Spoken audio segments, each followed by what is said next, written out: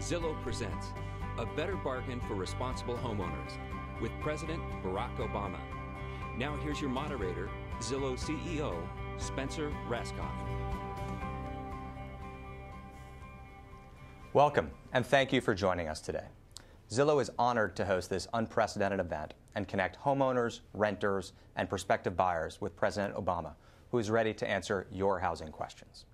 The housing market has come a long way in the last year, and we're all very happy to see most local markets bouncing back after the housing recession, with many homeowners freed from negative equity and sellers enjoying a competitive environment. Still, there are concerns about the future, and we've received thousands of questions over the last couple of days via social media. Today we'll pose some of these questions, your questions, to the President. I'm honored to welcome President Barack Obama. Mr. President. Great to see you. Thank you. Thank you so much. Mr. President, our first question comes from Andrew Houston in Gainesville, Florida. Let's watch his video.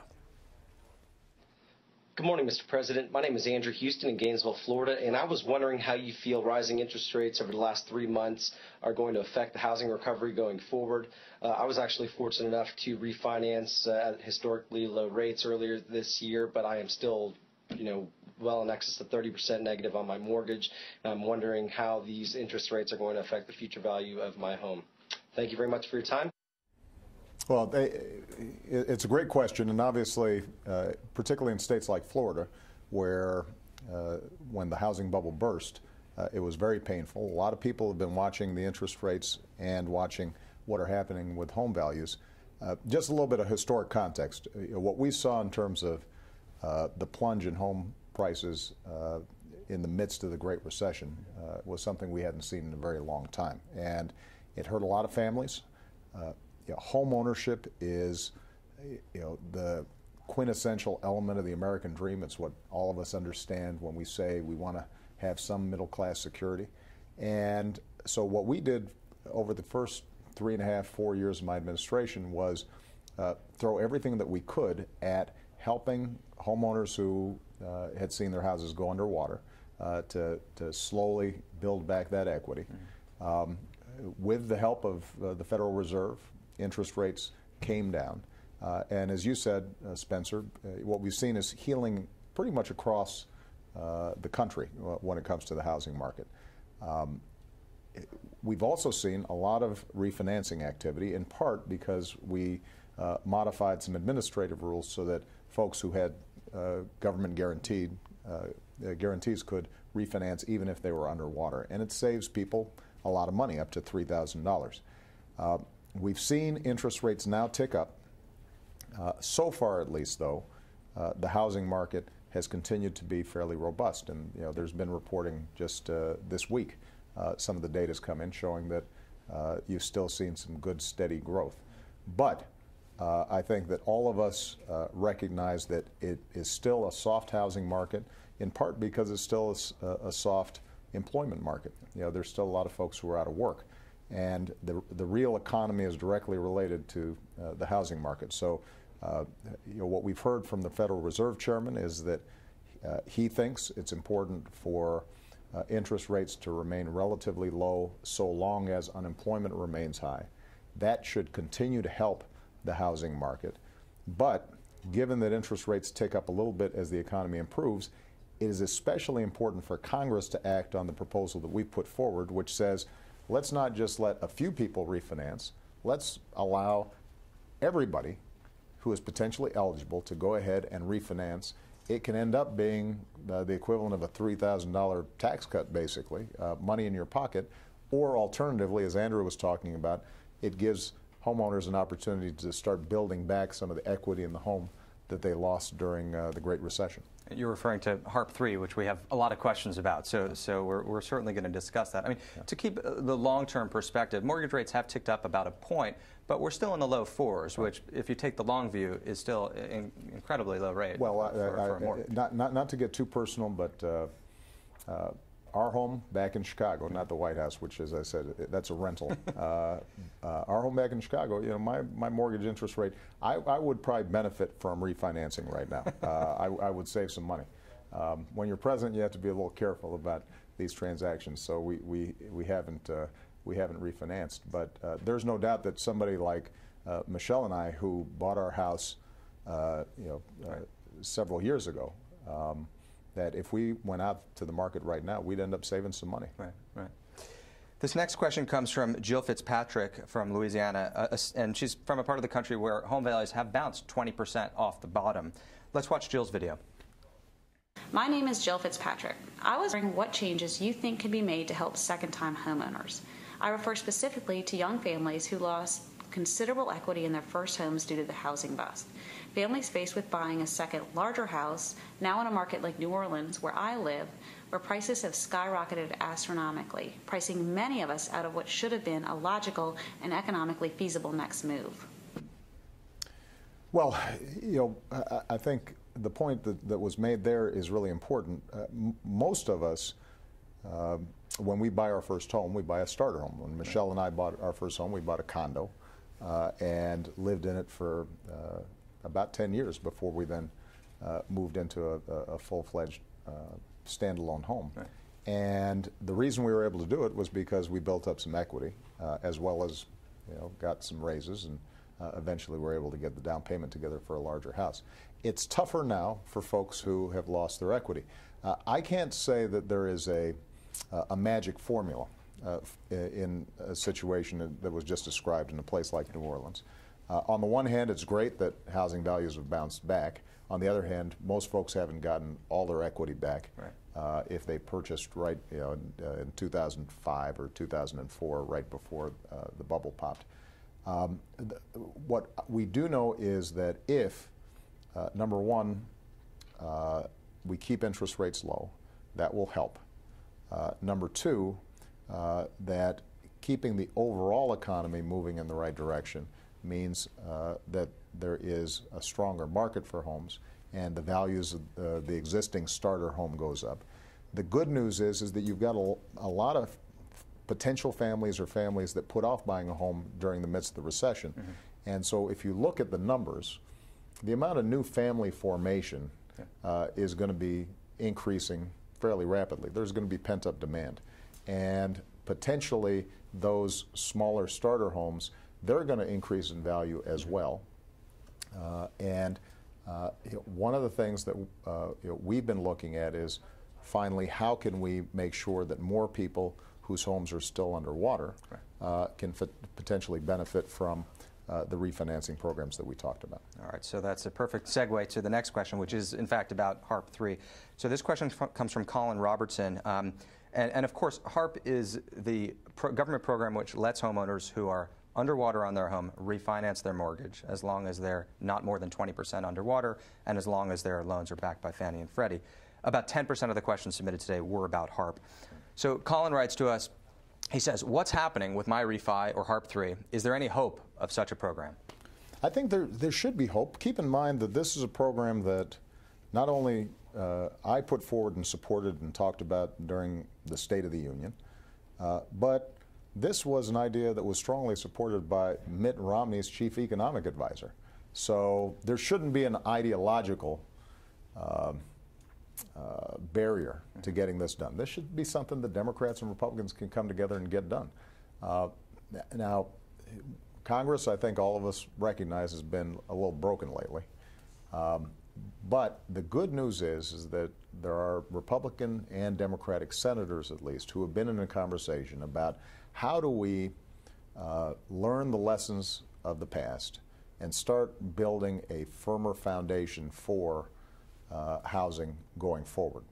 And a lot of the concerns, a lot of the questions have had to do with how do we get Fannie and Freddie reformed so that they are not in a situation in which taxpayers are essentially subsidizing huge risks that they're taking.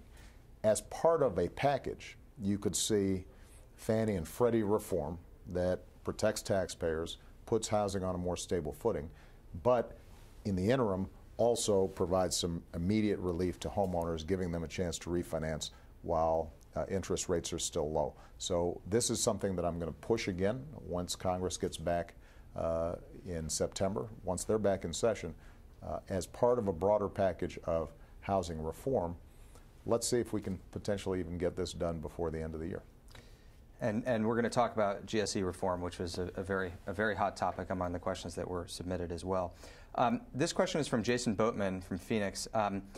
Phoenix, of course, is one of the parts of the country that was hardest hit by the recession. It's where you delivered a very important housing address yesterday. Let's see what Jason has to say. Jason writes, I live in the greater Phoenix area. My neighborhood has been hit very hard by the foreclosure crisis. Things are finally starting to look up, but we're certainly not back to pre-recession levels. How is the administration planning to help homeowners in areas like Phoenix regain our footing? Well, there were some areas like Phoenix, like Las Vegas, parts of Florida that had been especially hard hit. So in the immediate aftermath of the crisis, one of the things that we did was to get a special fund allocated to those states specifically to help some of these communities. In some cases, it meant more hands-on help and counseling for homeowners in these areas. In some cases, it was a question of states or local communities finding ways to get some of the foreclosed properties off the market, or at least stabilized so that they weren't depressing adjoining properties. And we are continuing to work with the mayor of Phoenix, the mayor of Las Vegas, those communities that have been especially hard hit. In some areas, one of the questions is, are there so many foreclosures and abandoned properties that it actually pays off for us to either repair them and put them on the market as rental properties, or alternatively, in certain areas of the country where these are really run-down properties, go ahead and tear them down. The advantage of putting these on the rental market is obviously if somebody's living in them, they're more likely to maintain them, and it creates the kind of atmosphere in the neighborhood that allows property values to go back up. And we've got a lot of creative programs like that. What we want to do is make sure that there are enough resources coming out of Congress and the Secretary of Housing and Urban Development, I know, has a number of ideas about how we can have even more of an impact in revitalizing some of those communities that have been hardest hit. And it's been great to see in some of these communities, institutional investors have been buying up tens of thousands of these properties and rehabbing them and then renting them, in some cases renting them to the existing homeowners who are underwater on their own home. That makes a lot of sense, and it's good business sense. Look, we know that a basic principle of the free market is if you can buy low and sell high, you're in a pretty good spot. These institutional investors pulling together big chunks of property, going ahead and making them rental properties, which help to cover their costs immediately, but they're also hoping to see appreciation in the long term. That can be good business sense for them, but just as importantly, or more importantly, for those middle-class families where they saw these property values drop, having that kind of stabilization can really make a difference. And in a place like Phoenix, we've actually seen 20–25% increases in property values. People are feeling much more optimistic about the future than they were before, and we're also seeing more housing construction going up, which tells you that there's still pent-up demand out there. We've just got to make sure that we get everybody firing on all cylinders to maximize it. This next question comes from Jacob. Jacob is among the 1 in 3 millennials who lives with his parents because he can't find affordable housing. So let's watch Jacob's video. Good morning, President Obama. My name is Jacob and I live in LA. I'm a recent college graduate with a full-time job, but I still live at home with my parents. I'm wondering, with massive student loan debt, will I ever be able to move into a house of my own? Not even looking to buy, just looking to rent. Well, Jacob asks a question that a lot of young people are asking right now. And there are two components to it. Number one, we need more affordable, quality rental housing. And what I said in my speech yesterday, all of us long-term have the aspiration of a home of our own. But in a lot of markets, renting is a great option, especially if you're still young. And so as we look at the various housing proposals that I've put forward, making sure that people can refinance, making sure that we're reforming these GSEs. One of the components is also making sure that we've got more resources to construct or get on the market more affordable housing. And that is not something that people should shy away from, deciding that at this stage in their lives, Jacob looked like a pretty young guy, that renting is probably the best option. Until you know that you can actually purchase safely, soundly, and make your payments. Part of what happened during the housing bubble was that people who probably should have been renting were encouraged to go into the housing market, and they got hurt, and the economy as a whole got hurt. But he also mentioned something else, which is the fact that a lot of young people, what for their parents would have been the down payment on a home, right now is going to service their student loan debt. Right. So I know that Zillow is focused on housing and not college education, but I will say that some of the initiatives that I'm putting forward to drive down the cost of college and the debt burdens that young people have when they get out of school can make a huge difference in the housing market over the long term, because the $30,000 or $25,000 on average that young people from state universities are coming out with in terms of debt, that's a down payment on a house. And so we've got a whole range of ideas about how we can drive tuition down, work with universities to be more efficient, help young people graduate faster so that they're not ending up spending more money, reducing the interest rates on student loans. All that will have an impact on the housing market. I should add, by the way, there's another issue that doesn't seem like it's related to the housing market, but actually is related, and that's immigration reform.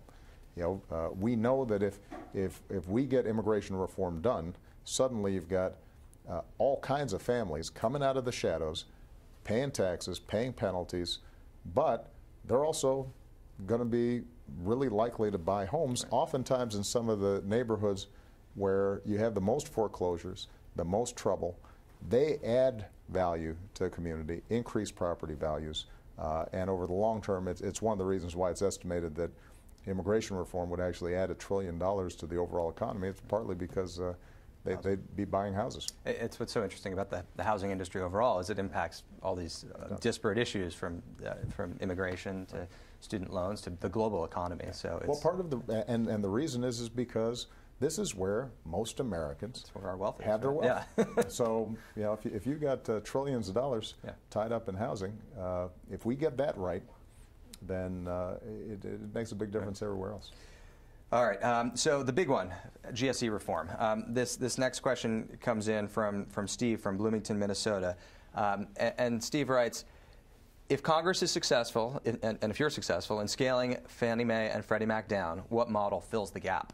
Yeah, well, we are fairly unique in the sense that most advanced developed countries don't have such a large government presence in the housing market.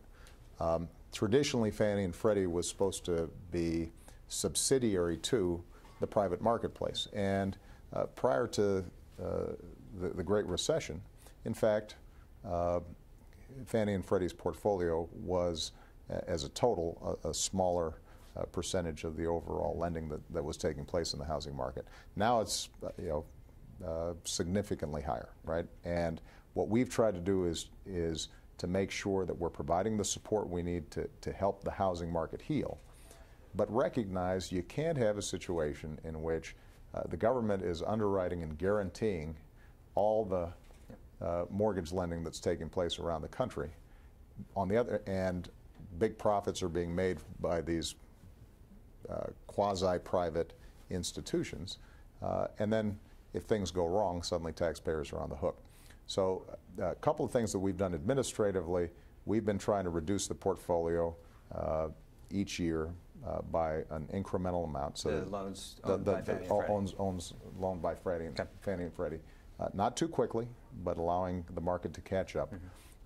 Our long-term goal is to say, let's have the private market get in there and provide those loans, and what the government can do is to step in to make sure, for example, that there's still a 30-year mortgage available, to make sure that homes that are not too upscale are available for young families, for veterans, for folks who may have some limited means, but have saved and scrapped and are ready to go out there and buy.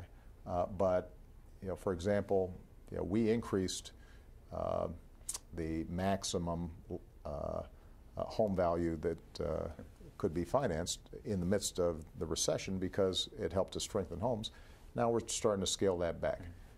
And we're actually confident that the private market can step in, do a good job, and the government can be a backstop so that we still have affordability and 30-year mortgages, but it's not the dominant player. Right. And in some ways, it's a return to earlier models.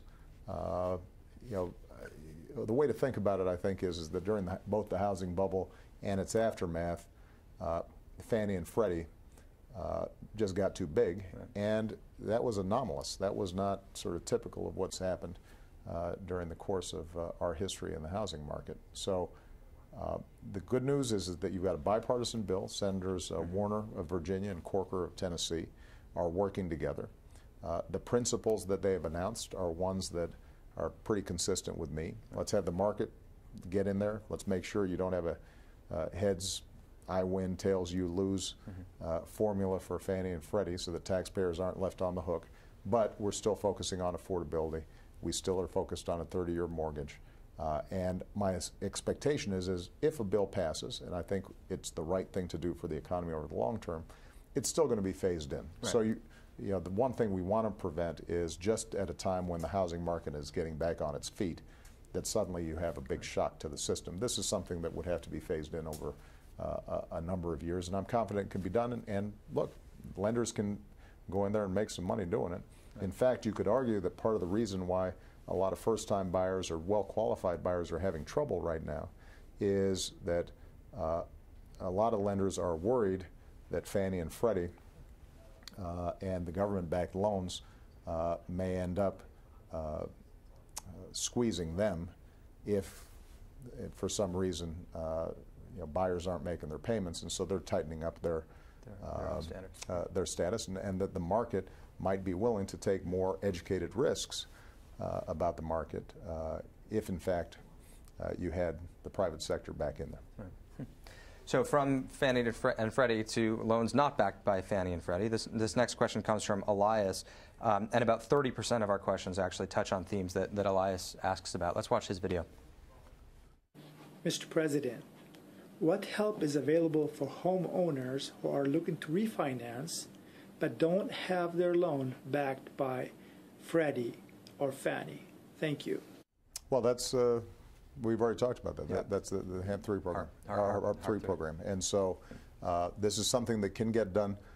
Keep in mind, by the way, this would be good for the entire economy. Yep. Because some of the money would go back to building equity, but some folks would decide, they're going to buy a new laptop for their kid who's going off to college, or they'd end up using that to help finance a new car, and as a consequence, the entire economy would be more likely to pop, which in turn would help the housing market and help home values. So tell Elias to root for HARP 3. Well, don't just root for it. Everybody who's on Zillow, there's no reason why you shouldn't contact your congressman and say, why aren't we doing this? This should be a no-brainer. Okay. All right, our last question comes from Jennifer in North Carolina. Jennifer writes in, she says, I'm a high school teacher in North Carolina. I get paid so little that I can't afford my own apartment. The rent here goes up every year, but I haven't had a raise in years. A fixed mortgage would be more consistent than rising rents, but I don't have the job stability. So what advice would you give to someone like Jennifer, and how can the government help? Well, the first thing I'd say is teachers need to get paid more, and I mean that. Look, one of the challenges that we've seen is that middle-class families, teachers, construction workers, firefighters, their wages and incomes have not gone up, even if their jobs have held steady. Some of them have lost jobs. And one of the big challenges for our housing market is making sure that not only do we have a strong employment market, but people, if they're working hard, they should be getting paid a decent wage. And a lot of what I'm doing and will continue to do for the remainder of my presidency, is focused on how are we improving middle-class security, and teachers fall in that category. Now, we already talked about the fact that renting can be a good option if we get more affordable rental housing on the market. And there are a number of communities that have been doing creative stuff. There are a number of properties that right now are sitting there not being rented. Big chunks in certain cities, in my hometown of Chicago, for example, we could be renovating, rehabbing, and putting on the rental market thousands of units that would help to stabilize rental prices. Ideally, for somebody like Jennifer, renting for a while at an affordable rate that allows you then to save a nest egg that lets you then put your down payment on the home. That's traditionally how folks did it. It's nice if your parents can help you or your grandparents, but for folks like Michelle and I, who didn't come from a fancy background, we lived in Michelle's mom's house for a couple of years. Just like Jacob. Just like Jacob, before we were able to get the down payment together. And that's how we do things. So just one closing comment, Spencer.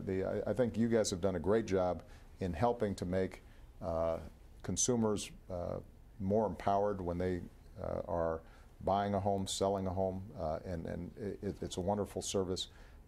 One of the things that we're really proud of is the Consumer Finance Protection Bureau that we've put together, headed up by Richard Cordray, a former Attorney General in Ohio.